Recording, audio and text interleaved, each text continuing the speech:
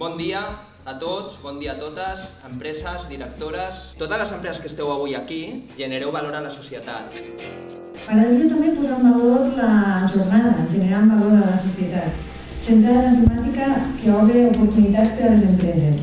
Aplega tots els agents implicats, aquí estem administració, estem empreses, estem entitats i estem agents socials, això és important.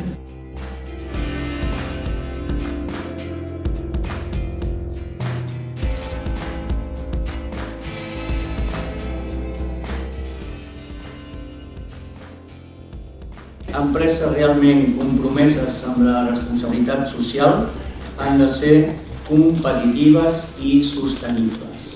És a dir, les empreses tenen que tindre uns guanys, si no, no es pot invertir en responsabilitat social.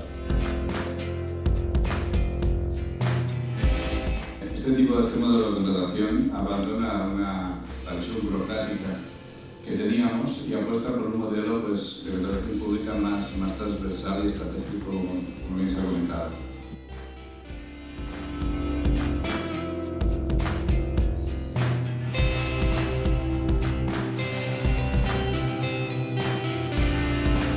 Para ti, Rosa, ¿cuáles son los ejes principales sobre los que una empresa ordinaria puede influir en una mejora hacia la comunidad y hacia la sociedad?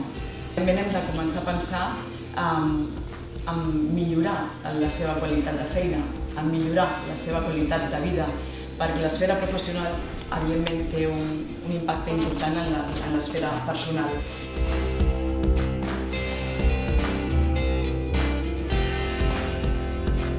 La possibilitat de reconèixer els increments de conveni durant la vida del contracte, perquè és una realitat, perquè passa, perquè el salari de les persones treballadores puja en funció del que diu el conveni col·lectiu, com ha de ser.